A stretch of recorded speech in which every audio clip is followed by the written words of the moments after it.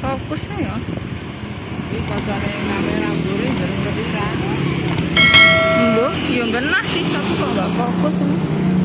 Nggak fokus ini kata oh kepotongan di selari. Genah.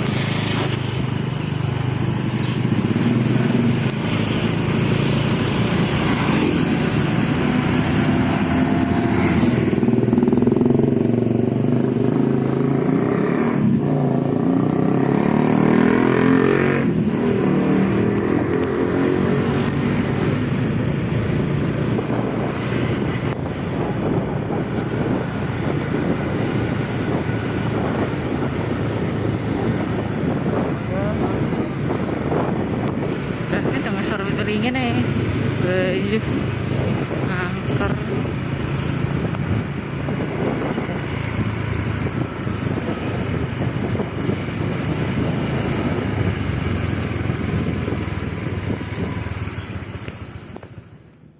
Legenda Candi Gedhog. Candi Gedhog merupakan salah satu tempat yang mengundang penasaran warga Kota Blitar, Jawa Timur. Konon di bawah pohon beringin besar itulah puncak candi berada. Seperti yang dideskripsikan Sir Thomas Stamford Raffles pada bukunya History of Java, di bawah pohon beringin juga cerita tragis Joko Panggon menjadi tutur yang melegenda. Ketimbang menyebut Candi Gedhog, masyarakat sekitar lebih familiar dengan nama Candi Joko Panggon. Legenda ini menyebutkan Joko Panggon adalah orang yang datang dari wilayah barat dan dianggap berasal dari keluarga bangsawan Mataram Islam, atau setidaknya prajurit dari Mataram. Joko Panggon dipercaya sebagai sing babat alas atau yang membuka hutan sekaligus pemberi nama kawasan Gedhog. Pengembaraannya ke kawasan itu sebagai bagian dari keinginannya mendulang ilmu pengetahuan. Tentunya tak hanya ilmu kanuragan, akan tetapi juga ilmu peternakan, seperti mengembangbiakan kerbau. Mungkin nama Panggon diambil dari kebiasaan angon atau mengembala. Kenapa desa ini dinamakan Gedhog? Karena di sekitar candi itulah dulu didirikan gedhogan atau kandang kuda dan kerbau. Juragannya yaitu Lurah Mendogirit bernama Swansang. Mbah Joko Panggon itu jadi panggon atau perawat kuda dan kerbaunya. Menurut cerita Bu Karyati, salah satu sesepuh desa Gedhog, tugas Joko Panggon memang memelihara kerbau. Imbalannya berupa anak kerbau jantan. Lalu yang betina milik sang juragan. Keberuntungan kemudian berpihak pada Joko Panggon. Kerbau-kerbau juragan itu lebih banyak melahirkan anak jantan, dan hal ini membuat Swansang geram. Karena itulah kesepakatannya dirubah, yaitu anak kerbau betina boleh dimiliki Joko Panggon, sedangkan anak kerbau yang jantan dimiliki oleh Pak Lurah tersebut. Tapi hasilnya malah kerbau-kerbau yang juragan lebih banyak melahirkan anak betina.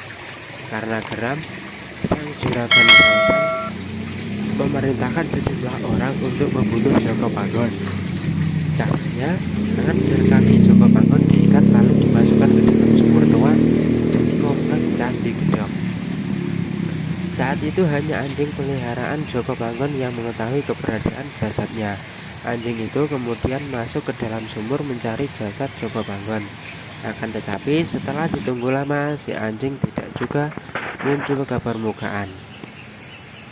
Ini memang dongeng yang mengandung kisah terkait Joko Panggon yang kami anggap sebagai leluhur kami. Di bawah pohon beringin ini kami yakini sebagai sumur tempat jasad Mbah Joko Panggon berada, ungkap Bu Karyati yang merupakan salah satu sesepuh desa Gedhog. Situs Joko Panggon yang dianggap angker. Begitu kuatnya legenda Joko Panggon membuat sejumlah warga hingga hari ini masih rutin memberikan sesaji di sekitar situs. Lokasi ini memang dikenal sebagai tempat yang wingit atau angker. Di tempat-tempat itu pada pohon beringin tua dianggap sebagai bersemayamnya arwah Mbah Joko Panggon. Sejumlah warga masih rutin memberikan sesaji di sini untuk Mbah Panggon. Arwah Joko Panggon menurut Sugeng bersemayam di pohon beringin tua dan dijaga oleh makhluk-makhluk halus yang terkadang menyerupai anjing, ular, dan macan. Makhluk-makhluk halus tersebut menjaga punden Joko Panggon itu. Sering penampakan diri di hadapan warga. Pada suatu malam, Lukaryati pernah melihat seekor anjing dengan mata bersinar merah yang menyala. Makhluk halus tersebut diyakini sebagai anjing yang pertama menemukan jasad Joko Panggon. Penampakan semacam itu sering sekali dilihat oleh warga. Biasanya apabila muncul suatu penampakan, itu merupakan petanda bahwa bagi warga Gedog dan sekitarnya untuk segera melakukan upacara selamatan. Menurut Subagio, anak mantan Lurah Gedog, mengaku pada masa kecilnya warga rutin menggelar upacara di punden Joko Panggon. Menurutnya, danyang atau penjaga goib yang tinggal di punden Joko Panggon menyukai pertunjukan wayang orang.